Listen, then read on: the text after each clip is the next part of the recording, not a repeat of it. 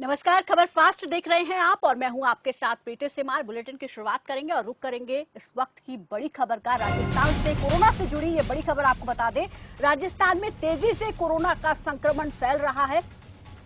पिछले 24 घंटे में 287 लोगों में कोरोना के संक्रमण की पुष्टि हुई है और प्रदेश में 16,000 के पार संक्रमितों की संख्या पहुंच चुकी है। राजस्थान की हम यहां बात कर रहे हैं, जहां पर 16,000 के पार संख्या है और अब तक 379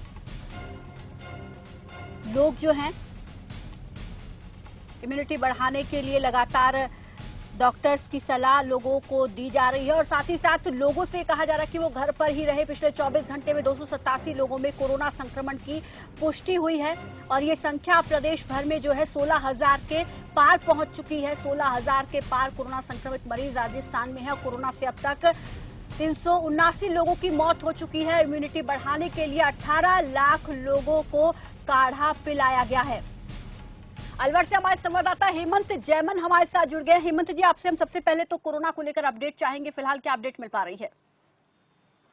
देखिए प्रीति, लगातार राजस्थान में जो संक्रमण है वो जो कोरोना पॉजिटिव का वो बढ़ता ही जा रहा है और जो पिछले आंकड़े हैं वो आंकड़े 16,000 के पार हो चुके हैं और कई जिले इसमें 1,000 से ऊपर की श्रेणी में आए हैं। सबसे आगे जो जयपुर है इसमें 3,3100 के लगभग इसमें संक्रमित मरीज हैं और पाली में भी 1,000 के ऊपर आंकड़ा पहुंचा हुआ है। भरतपुर में 1,400 के आसपास आंकड़ा है। जोधपुर में भी यही आंकड़ा करीब 1,000 से ऊपर है। ऐसे में सबसे बड़ी बात यह है कि जो ये लगातार संक्रमण बढ़ रहा है वो संक्रमण के साथ साथ हालांकि राज्य सरकार और स्वास्थ्य विभाग प्रशासन दावे कर रहा है कि जो रिकवरी रेट है वो बहुत ज्यादा है और उसमें कहीं ना कहीं हम लोग सक्षम हो पा रहे हैं। और स्वास्थ्य मंत्री रघु शर्मा का एक बयान भी आया है कि अब जो आयुर्वेद है उसके तहत 18 लाख लोगों को अब तक काढ़ा पिलाया जा चुका है। और एक बात जरूर है, जैसा मंत्री ने कहा है रघु शर्मा ने, कि जो ग्लो के करीब 4 लाख से ज्यादा पौधे लगाए गए हैं पिछले 3 महीने के दौरान। लेकिन सबसे बड़ी बात है, कुछ जिले ऐसे वहां पर ग्लो नाम की कोई चीज नहीं है। नर्सरियों में ढूंढने को ग्लोए के पौधे नहीं मिल रहे हैं। अलवर की बात करें, वहां पर किसी भी नर्सरी में ग्लोए के पौधे नहीं है। एक जानकारी के ब्याह पर ये सब चीज सामने आई है। अब ऐसे में सबसे बड़ी बात यह है कि इम्यूनिटी सिस्टम बढ़ाने के लिए और क्या प्रयास है राज्य सरकार के, स्वास्थ्य विभाग और क्या तैयारियां कर रहा है, किस तरह से लोगों का इम्यूनिटी सिस्टम बढ़े, उसके लिए हेमंत जी, तो क्या ये जो काढ़ा पिलाया जा रहा है लोगों को, उन लोगों को पिलाया जा रहा है जिनकी इम्यूनिटी सिस्टम वीक है या सभी को पिलाया जा रहा है? ये सभी को ही काढ़ा पिलाया जा रहा है। और जो स्थिति है वर्तमान में, अब राज्य सरकार और स्वास्थ्य विभाग लगातार नए नए चीजें सोच रहा है कि किस तरह से लोगों को एक तरह से बढ़ावा मिले, लोगों में एक इम्यूनिटी सिस्टम उनका डेवलप हो और लोगों को किस तरह से कोरोना संक्रमण से बचाया जा सके। उसके लिए जो गाइडलाइंस है, गाइडलाइंस के फॉलोअप के लिए जन जागरण अभियान जो चल रहा है 21 से 30 जून तक, उसके लिए प्रदेश के मुख्यमंत्री अशोक गहलोत के द्वारा पूरा एक तैयारी की गई। जिला कलेक्टर्स के माध्यम से, जिला प्रशासन के माध्यम से और निचले स्तर के अधिकारी कर्मचारियों को साथ लेकर के पूरा एक जन जागरण का अभियान चलाया गया है, जिसमें सोशल डिस्टेंसिंग है, मास्क लगा के रखना और सैनिटाइजर का उपयोग करना, ये सब चीजें गाइडलाइंस के रूप में है। खास तौर पर सबसे बड़ी बात है कि किस तरह से जो कोरोना संक्रमित एरिया है वहां से बचा जाए या फिर उनका जो मूवमेंट है वो मूवमेंट रुके, उसके लिए भी प्रयास यहाँ पर राज्य सरकार के द्वारा किए जा रहे हैं। जी, यहाँ पर जब आंकड़ा 16,000 के पार पहुंच गया है तो क्या 16,000 मरीजों के लिए राजस्थान सरकार की जो स्वास्थ्य व्यवस्थाएं हैं वो पर्याप्त यहाँ पर साबित हो रही हैं या सरकार और इन्हें बढ़ा रही है? क्योंकि संक्रमण के मामले लगातार तेजी से बढ़ रहे हैं, तो क्या सरकार इसके लिए तैयार है कि अगर और मामले बढ़ते हैं तो उसके लिए हम पूरी तरीके से सक्षम है इससे निपटने के लिए? देखिए, सबसे बड़ी बात है 16,000 का जो आंकड़ा है वो ओवरऑल अब तक जितने भी कोरोना संक्रमित आए उनका है। उनमें से जो रिकवर हो चुके हैं वो करीब 12,000 से 13,000 से ज्यादा है और उसमें 3,000 के आसपास ही जो अभी आंकड़ा है जो एक्टिव केस है। और सबसे बड़ी बात है, जो एक्टिव केस को लेकर के ही पूरी व्यू रचना रची जाती है। जो लोग पॉजिटिव से नेगेटिव हो चुके हैं उनको भी प्रिकॉशन के तहत 14 दिन का क्वारंटाइन वगैरह और जो भी गाइडलाइंस है उनको फॉलोअप करने के लिए पूरा बोला गया है और वो उसमें सक्सेस भी है। हालांकि कुछ पॉजिटिव जो नेगेटिव है उसके बाद पॉजिटिव भी आए हैं, लेकिन इनका रेशियो बहुत कम है। लेकिन अब जो एक्टिव केस है उन पर ज्यादा फोकस करना है। ट्रैवल हिस्ट्री क्या है उनकी, कहाँ लोग गए, कैसे मिले, किससे मिले, किन किन लोगों के संपर्क में आए, उन सब लोगों पर इस तरह से डिस्कशन चल रहा है। और हालांकि शहरी क्षेत्र में ज्यादा ही प्रशासन की रूपरेखा तैयार होनी चाहिए, क्योंकि जो जहाँ पे ज्यादा बहुतायत में लोगों का आना जाना है, मार्केट है या फिर ऐसे लोग, अनाज मंडी, सब्जी मंडी, ऐसी जगह पर सरकार को ज्यादा फोकस करना पड़ेगा, क्योंकि यहाँ पर लोगों का ज्यादा मूवमेंट है। और बाजारों के लिए भी एक प्रॉपर गाइडलाइन लगानी पड़ेगी। हालांकि पूरी तरह से अर्थव्यवस्था को कंट्रोल करने के लिए, अर्थव्यवस्था जारी रहे, व्यापार चले, धंधे मिले और लोगों उसमें काम धंधे चले तो रोजगार बने, ऐसे में सरकार की मंशा तो है।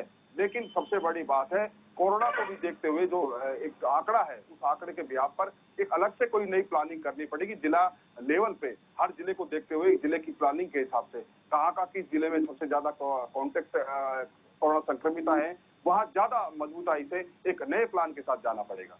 जी, ये तो कोरोना की बात हुई, कोरोना संक्रमितों की बात हुई, लेकिन अगर हम बात कर ले, क्योंकि आज एंटी ड्रग्स डे भी है, इस मौके पर जगह जगह पर अभियान चलाए जा रहे हैं, लोगों को नशे के प्रति जागरूक किया जा रहा है। राजस्थान की स्थिति की हम बात करें तो राजस्थान में क्या कुछ अभियान आज एंटी ड्रग डे के मौके पर चलाए जा रहे हैं, किस तरीके से लोगों को जागरूक किया जा रहा है?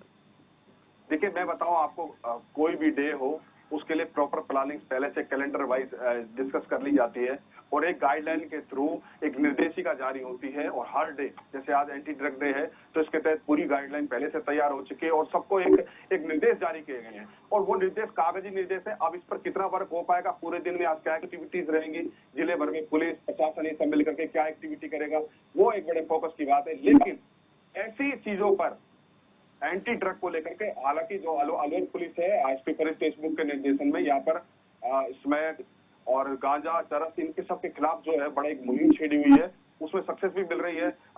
डीएसपी टीम के प्रभारी है जहीर अब्बास, ये बड़ी शानदार तरीके से कार्रवाई कर रहे हैं और उन्होंने करीब 10 ऐसे मामले अब तक पकड़े हैं और लगातार अलवर जिले में ये बड़ी मजबूताई से काम हो रहा है। लेकिन पूरे प्रशासन को पूरे प्रदेश भर में इनके खिलाफ एक अभियान चलाना पड़ेगा और बड़े स्तर पर चलाना पड़ेगा, क्योंकि ये लोग जो है जो ड्रग का इस्तेमाल करते हैं, बेचान करते हैं, भंडारण करते हैं, उन लोगों के कहीं ना कहीं राजनीतिक लोगों से संपर्क होते हैं और पुलिस की भी कहीं ना कहीं इसमें मिली भगती होती है और प्रशासन की मिली भगत के बगैर ये काम धंधा फल नहीं सकता। हेमंत जी, एक आखिरी सवाल यहाँ पर और पूछना चाहूंगी आपसे कि आज कांग्रेस जो है देश भर में, प्रदेश भर में अभियान चला रही है और इस अभियान के तहत हालांकि श्रद्धांजलि सभा एक अभियान है कांग्रेस का, जिसके जरिए पूरे देश भर में कांग्रेस के नेता कार्यकर्ता जो हैं वो पेट्रोल के बढ़े हुए दामों को लेकर और भारत चीन सीमा विवाद को लेकर जो है सरकार को घेरने की कोशिश करेंगे। तो कांग्रेस की वहां पर क्या तैयारी है इसको लेकर? वहां पर कौन कौन से नेता जो है आज इसमें हिस्सा लेने वाले हैं? देखिए प्रीति, राज्य स्तर पर बात करें तो बड़े सभी नेता, सबके अलग अलग प्रोग्राम सेट हैं और सब प्रभारी मंत्री हैं जितने भी हैं, सचिन पायलट उप मुख्यमंत्री हैं, स्वयं अशोक गहलोत हैं, पार्टी के पदाधिकारी, संगठन के पदाधिकारी, जिला लेवल पे जितने भी पदाधिकारी हैं, यहाँ तक जिला अध्यक्ष जितने भी, सबको एक पूरी व्यूह रचना के साथ कांग्रेस के आला कमान के द्वारा निर्देश जारी किए गए हैं और सब अपने अपने लेवल पे अलग से कार्यक्रम तय कर रहे हैं। कोई पौधारोपण कर रहा है, कोई श्रद्धांजलि सभा का कार्यक्रम कर रहा है, कोई और अन्य तरीके से इसका विरोध कर रहा है।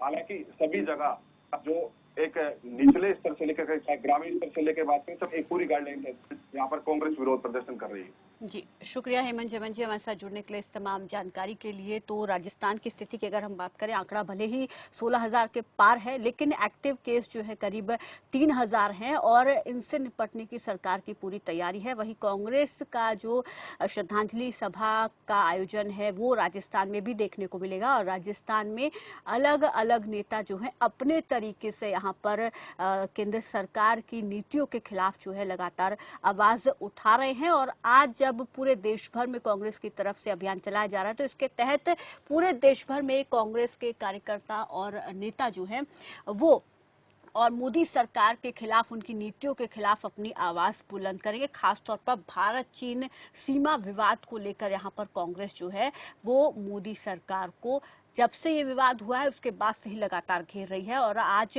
जहां शहीदों को श्रद्धांजलि दी जाएगी तो वहीं मोदी सरकार को घेरने की कोशिश की जाएगी और कई मुद्दे अहम रहेंगे, जैसे लगातार बढ़ रहे पेट्रोल डीजल के दामों को लेकर भी कांग्रेस यहां पर सरकार को घेरेगी।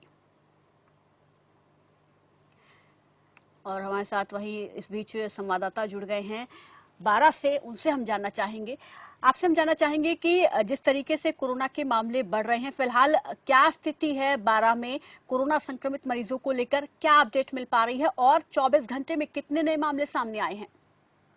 जी, मैं आपको बता दूं प्रीति, सबसे पहले तो बारह की स्थिति ये है कि यहाँ पर टोटल 64 मरीज हो चुके हैं। इसमें से कोरोना मुक्त 12 हो चुका था। 4 लोगों की यहाँ पर मौत हुई थी जी। और यहाँ पर 12 में जो अभी कोरोना मुक्त होने के बाद में 2 नए केसेस आए हैं, वो भी बाहर से आए हैं। यहाँ 12 का एक भी नहीं है। एक कोटा से आया है, जो कि एक मुलजिम था, जिसको कुछ दिन पूर्व ही पुलिस कोटा से पकड़कर लाई थी और थाने में बंद किया था। जी। और एक दिल्ली से आया है, जो कि IDFC बैंक में कर्मचारी था, वो भी बाहर से आया, दिल्ली से आया, वो भी कोरोना पॉजिटिव। यहाँ पर उसकी जांच कराई गई तो उसके बाद कोरोना पॉजिटिव आई है। जी प्रति। तो अभी फिलहाल एक्टिव केस कितने हैं बारां में? जी, एक्टिव केस ओनली 2 ही है प्रीति, मैं आपको बता दूं जी, जो कि ये दोनों बाहर से आए हैं व्यक्ति, ये दोनों ही एक्टिव है। एक को कोटा भेज दिया गया है, एक को यहीं आमापुरा क्वारंटाइन सेंटर में रखा गया है प्रीति। और क्या कुछ खास आज अहम रहने वाला है अनु जी, क्योंकि आज कांग्रेस जो है देश भर में प्रदर्शन कर रही है, तो क्या बारां में भी यहाँ पर ऐसा नजारा देखने को मिलेगा? कांग्रेस कार्यकर्ताओं नेताओं की तरफ से सरकार को घेरने की कोशिश की जाएगी और एंटी ड्रग डे पर वहां पर अभियान चलाया जाएगा, लोगों को क्या जागरूक किया जाएगा नशे के प्रति? जी प्रति, मैं आपको बता दूं, कांग्रेस सरकार के जो यहाँ पर बाशिंदे हैं, वो यहाँ पर शहीदों को श्रद्धांजलि देकर के पेट्रोल डीजल के बढ़ते दामों को लेकर के यहाँ पर प्रदर्शन करेंगे। पहले शहीदों को श्रद्धांजलि देंगे। हर स्तर पर, हर ब्लॉक स्तर, तहसील स्तर पर कांग्रेस के कुछ कार्यकर्ता हैं, वो अपने इस बढ़ते डीजलों को दामों को देखकर यहाँ पर प्रदर्शन करेंगे। जी जी। और इसके अलावा एंटी ड्रग डे के मौके पर क्या अभियान भी चलाया जाएगा लोगों को नशे के प्रति जागरूक करने के लिए? जी प्रति, मैं आपको बता दूं, एंटी ड्रग्स के लिए यहाँ पर लोगों को जागरूक भी किया जाएगा। और एक बात तो ये है कि राजस्थान के 12 जिले के छबड़ा छिपापुर काले सोने की खेती यहाँ पर जो होती है, सबसे ज्यादा काले सोने की खेती इधर ही होती है प्रति। जी। और एंटी ड्रग्स के मामले की हम बात करें, इसका यहाँ पर एक जागरूक अभियान भी चलाया जाएगा। इसके प्रति लोगों को जागरूक भी किया जाएगा प्रति। जी। और इसके अलावा अगर क्योंकि हम देखें मानसून की बात कर ले तो लगभग उत्तर भारत में कई हिस्सों में मानसून दस्तक दे चुका है, बारिश शुरू हो गई है। बारां में फिलहाल क्या हालात है? क्या गर्मी पहले जैसी बनी हुई है या मानसून दस्तक दे चुका है? जी प्रति, मानसून ने 2-3 दिन पहले दस्तक दी थी 12 जिले में, लेकिन स्थिति 2-3 दिन बारिश होने के बाद में स्थिति इस प्रकार से बन गई है कि उमस ज्यादा पड़ने लगी है। जी। यहाँ पर उमस के मारे लोग अपने घरों से बाहर छतों पर बैठकर ठंडी हवाएं लेते हैं शाम को, दिन भर धूप में तपने के बाद। जी, तापमान की अगर हम बात कर ले, क्योंकि राजस्थान में सबसे ज्यादा गर्मी पड़ती है, तो फिलहाल के दिनों में कितना तापमान यहाँ पर है? लोग कितने ज्यादा गर्मी से बेहाल हैं? जी, यहाँ पर गर्मी से बेहाल लोगों की स्थिति ये बनी हुई, 40 से 45 डिग्री का 12 जिले में तापमान 12 से 3 बजे तक के बीच में बना रहता है प्रति। जी, शुक्रिया अनु जी हमारे साथ जुड़ने के लिए, इस तमाम जानकारी के लिए। तो ये थे हमारे साथ राजस्थान के 12 से संवाददाता, जिन्होंने बताया कि कांग्रेस आज वहां पर प्रदर्शन करेगी बढ़े हुए पेट्रोल दाम के खिलाफ और साथ ही भारत चीन सीमा विवाद को लेकर भी। और वहीं चलिए आगे बढ़ेंगे और आपको पंजाब से बड़ी खबर बताएंगे, लेकिन उससे पहले यहाँ पर रुक रहे एक छोटे से ब्रेक के लिए।